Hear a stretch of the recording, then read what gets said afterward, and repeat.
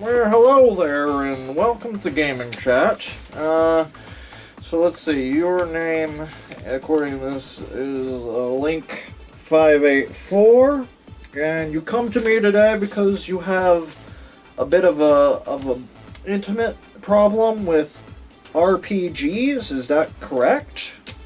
Let's see, oh yeah, it says right here in your file that you finish RPGs too quickly, and you feel that you are a lower level than your friends. Huh. Okay, would you like to elaborate on that a little bit for me, Link? Is it okay if I'll just let you take away. Just tell me in your own words what the problem is.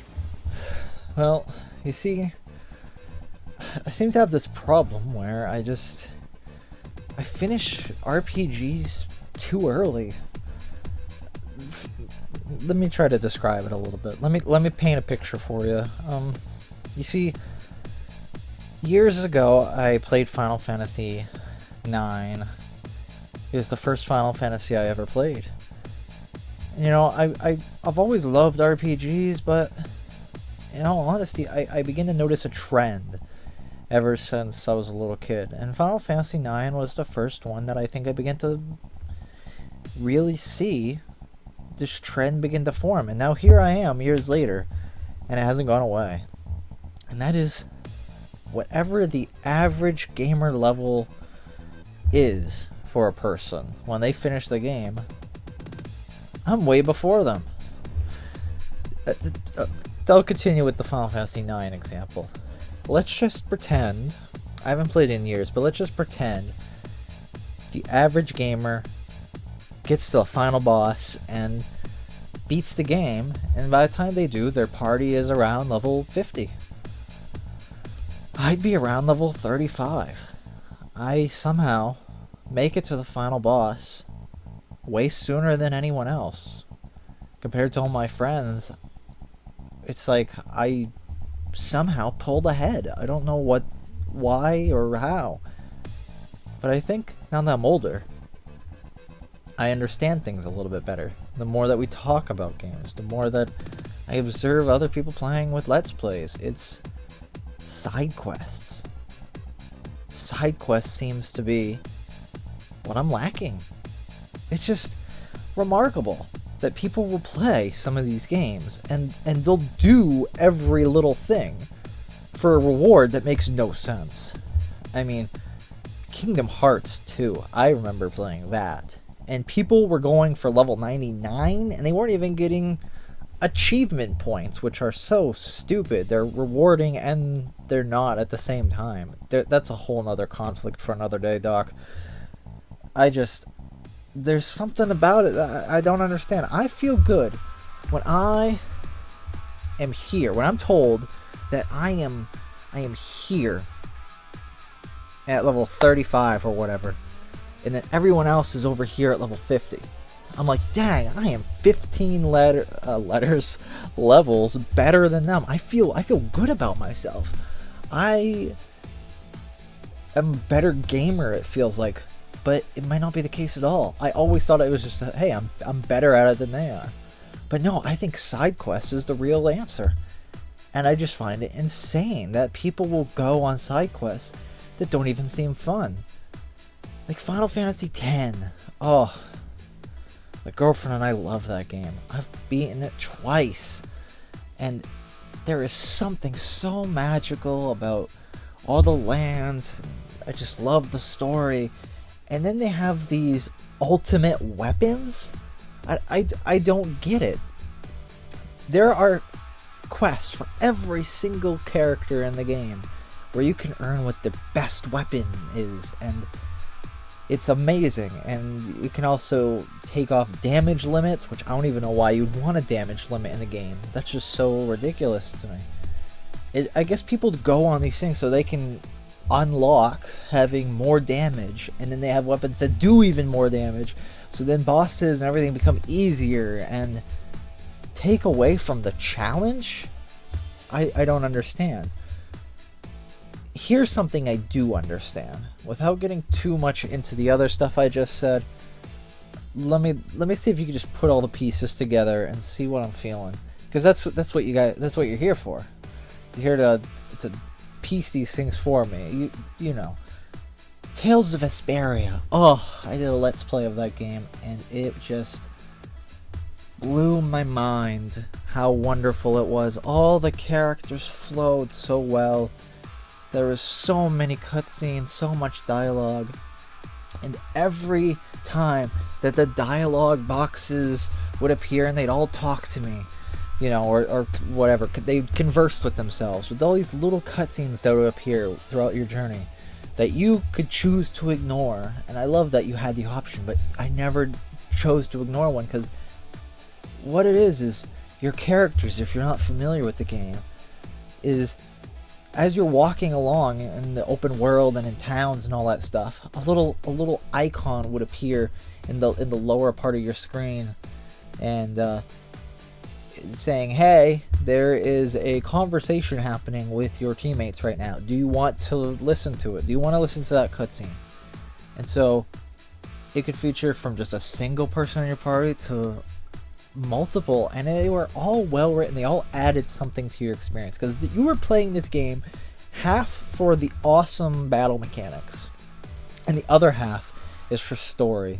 And the thing that makes that story so good is the character development and learning about them and enjoying laughing alongside them when a joke happens, and feeling like you're part of the group even though you're not actually there. It's incredible. And so in that game, I look and I see these side quests, and they're no more rewarding than most side quests I see, period. It seems side quests are there to, you know, be on the side. They're an option type thing, and they usually, to me, they don't seem very good. But in this game, I want to go do those side quests, because I know that while those, you know, quests are happening and the reward might not be that great, the things that I find to be rewarding is the fact that there is more dialogue options, cutscenes that appear. So my reward is the journey in that cutscene experience combined. Is I get to go do like a mini dungeon or some sort of fetch quest or whatever, and it just doesn't appeal to me. But knowing that I'm going to get more dialogue appearing and more things that I find witty and enjoyable and just laugh out loud funny, you know, all those things, that feels good, because I wouldn't get those particular cutscenes otherwise. It's more rewarding to me than a weapon that might get tossed aside later from another side quest that will give me something better or whatnot. But then, aside from that, then there's boss battles. Hidden boss battles that just feel good. Those I love. Like in Super Mario RPG, there's a hidden boss named Culex. You know, hidden bosses, things like that, those are fun because they challenge you. And there's only a few in RPGs, and they challenge you in a way. Sometimes they're tougher than the final boss of the game. The final boss of the game doesn't have to be the toughest boss. I like the fact that the hidden ones can be, but they can challenge you in different ways. You might have 5 hidden bosses in the game, and then the final boss, period. And what I like is that each one might challenge you in a different way. You have to do different strategies that just feel so unique and tough and rewarding when you beat them because you overcame it. And that's the reward, is overcoming it and having the dialogue. I find that a lot of people just go out and they do these things. They go side questing, or they do things like power leveling, which doesn't make any sense. You know what does make sense to me? Resident Evil 4. Oh, great game. The way that people play that game over and over and over and do things makes much more sense than playing Kingdom Hearts 2 and trying to get to level 99. Like, as a gamer, I play a lot of games, and when I see a lot of people say, like, a lot of gamers have no life or they do whatever. I don't get it. I almost feel like I'm in that crowd of, if you made it to level 99 in Kingdom Hearts, I feel like you have no life. But who am I to judge? I'm not judging you. I honestly am not. You can do whatever you want, because I'm sure there is something of equivalent value you'll look at in my life and say, that guy has no life. And we all have those. So, but it's half how I honestly feel. I don't get it. I don't get it. I mean, don't take that the wrong way, Doc. It's just, what I was saying about Resident Evil 4. When you play that game, you start off with nothing. You have a knife and a pistol, and throughout the game you unlock additional weapons. And you also upgrade your weapons. So by the time you make it to the end of the game, you could have a completely different stats on all your weapons than someone else. Someone might have maxed out their pistol, and that's fine. Someone might have all their weapons at like mid-tier. You might have a person who just does a one weapon and then they just finally find another weapon and then they just completely switch and they level that up. You're free to do whatever you want. And in your first run of the game, you're not going to max out everything. And when you max out a weapon, it feels good because of the fact that it is not this god weapon when you are done. It still has limitations. It still has limited ammo capacity, or, you know, like the pistol, I think you had a 20% chance that if you got a headshot, you actually killed them in the one shot. Like, headshots in the game don't kill things because they're zombies. And they don't instantly, the headshot didn't work. It takes like 2 or 3 or something. You have 20% chance or whatever. I think it was like insta-kill. And I don't quite remember, but I do know that some of them had other perks, and each one was unique in its own way. And I liked that, right? And so I felt like, I wanna know what the perks are gonna be while I get all the way max on that weapon and things like that. And your stats carry on into the next save file. So when you go into the next save file, right, enemies pretty much still maintain the same level of health and difficulty and all that stuff throughout the entire game. It's just you getting a little bit stronger, them throwing more enemies at you. And when you go back to the beginning of the game, and you have weapons that were way stronger, you have a whole arsenal of weapons now. When you first got to the beginning of the game, you had just this pistol. Now you might have this pistol that's uber powered, and you might have a shotgun and a couple other things. And the scenarios are still thrilling and exciting because you're not invincible. And then you can upgrade more stuff. And eventually there's hidden things to unlock that were like an infinite rocket launcher and an infinite, SMG type weapon. And it takes forever to unlock them.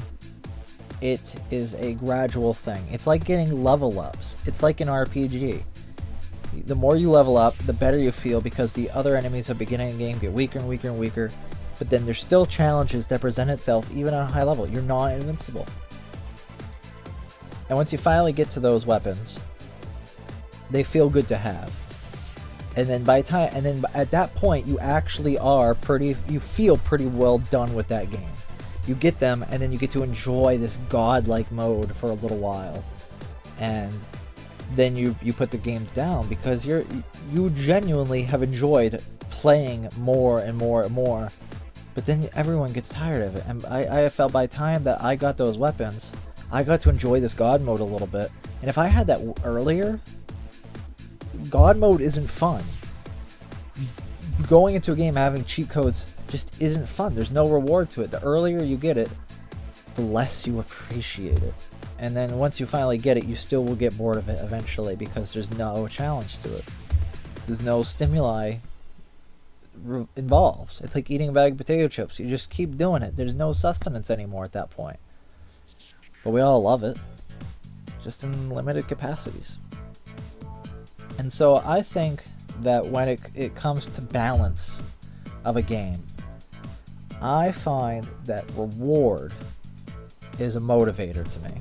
And when I play a lot of games like these RPGs that have a lot of side quests that feel meaningless to me, some games get it right and some side quests get it well too. But there's never been a game where honestly I felt that all side quests were worth doing. And if I was a developer, side quests, they all need to be fun.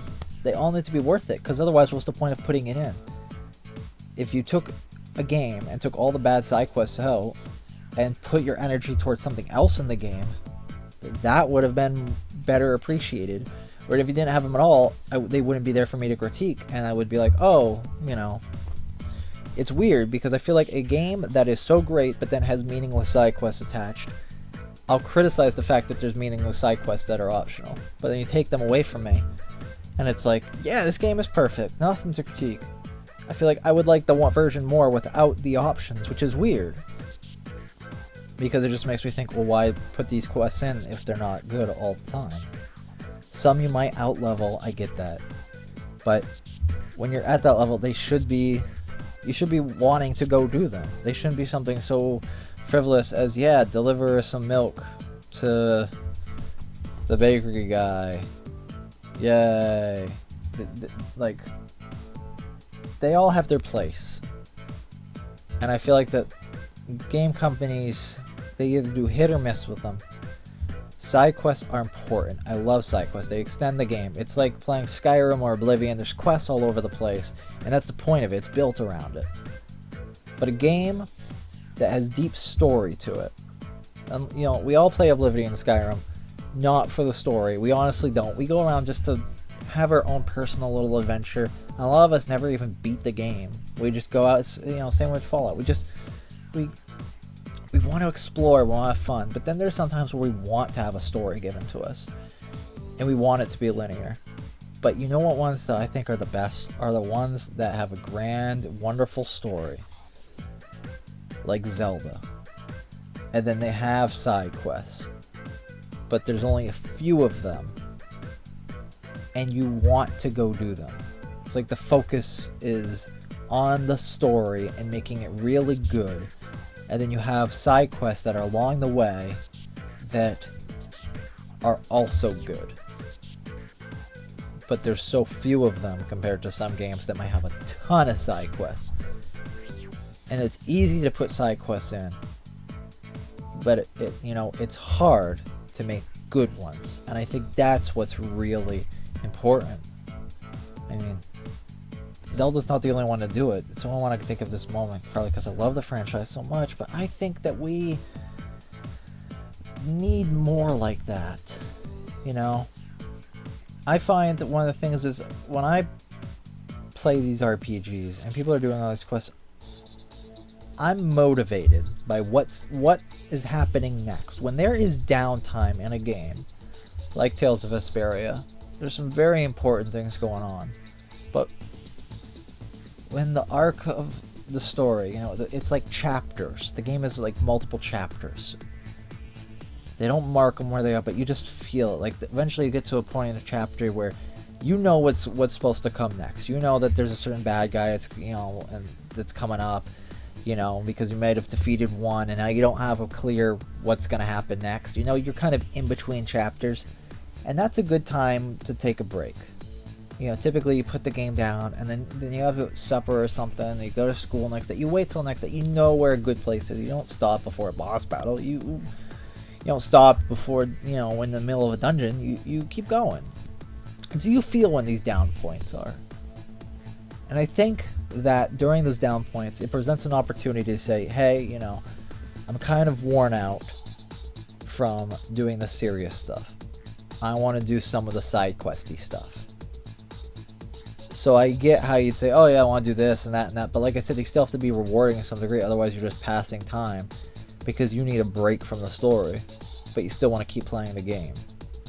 Well, honestly, I'm not motivated enough to play something that's not fun, you know, or that's just passing the time. I'd rather take a break from the game and put the game down itself and not play the game, rather than taint my view of the game by saying, yeah, it had a great story, but then I did a lot of frivolous crap in between, which was completely optional. But what you'll remember it is, yeah, there was a bunch of frivolous crap, blah, blah, blah. It's got to be balanced. So when those arcs finally come, you have mini games or side quests or stuff to do that is truly just enjoyable.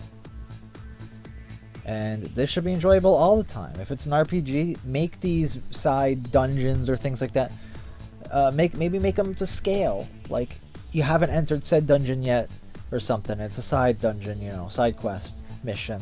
When you finally get there, you know, if it was early in the game, don't make the levels weak. Make it relative to what you are now. Scale it so they're always fun. Something like that. I don't know. Not a developer. I just know what I genuinely enjoy and what I don't. And in a lot of these other games, I find that there's too much tedious stuff sometimes that, well, everyone else, they did the tedious stuff, so they get to level 50, and I'm at level 35, and you know what? Yeah, I got done with the game faster than them. Yeah, they could say, oh man, I played the game with 50 hours of fun. You know, I'd look at it and say, you know, oh, I played the game, and I got 35 levels, took me 35 hours. And they'll say, yeah, they're level 50, took them, let's say, 50 hours. They had 15 more hours of experience. They say, yeah, it was fun, it was great, the story was good, you know. But in your heart, you look at them and say, in your mind, in your soul, my being and all that stuff, I say, well, you know what? I tried some of that side stuff, or eventually, you know, let's say you did try it, you know. I can look at that and say, you know what? My 35 hours was all just on story mostly and all this stuff, and I feel like it's like plowing through a good book. Like, you don't need to savor it. I feel like that savoring it is, you know, after the fact. For me, when it comes to a game or a good story, I like to go through it, but, you know, I don't want to say I'm impatient, but I want to keep going. And when a developer makes a game that's so good that you just want to keep going, and you're emotionally into it, you know, you don't need the distractions of these side quests. In fact, why go for the side quests? Why go for the potato chips when you can still keep having the wonderful meat that's in front of you? It's just, why? I mean, side dishes can be great, right? Something to complement the main course. That makes sense. But when it's something that doesn't complement it, but is still okay to have, I don't want that. I'd rather have the true thing, like, you know, having steak and mashed potatoes and corn on the cob and, you know, whatever. Like, you know, to have all this stuff together and it's great. Chips are fine with it. It still tastes good, but it's not as hearty. It's not as enriching. I'd rather have my plate filled with the main course and then good side dishes to go with it, rather than a big bag of boring, something that I've had before. I want that stuff that's uncommon. I want the good stuff. I think that's my problem is, I don't want to say I enjoy games better than people. I just enjoy them differently, but I feel like the standard I have is the one that more people should have. It's a mix. If you're having fun, what does it matter? I just feel like I'm alone with this sometimes, and that's what gets me, is other gamers. I don't get them, not all the time. And these are the things that they don't talk about. I don't know what that makes me. I'm not trying to take anything from anyone. I just want to improve. That's on things. That's it. I just want there to be better content. Some games do it right. Some games don't. They may have a good story, but then what was the point of tacking on the other stuff? It's like adding an unnecessary multiplayer mode that's still fun, but doesn't feel as good as it could. Oh well. I guess that's all I really wanted to say. What do you think? Okay, I see. That is quite the interesting problem that you have described to me. You know what? I think another session is in order. Tell you what. I think that maybe I'm gonna consult the wall of discussion, and I'll get back to you, and I'll just give you a call, okay? So we'll just go from there. Wall discussion, and we will see you at another point. Does that sound fair? Okay. Okay, I'll see you later, Link. Alright, bye-bye.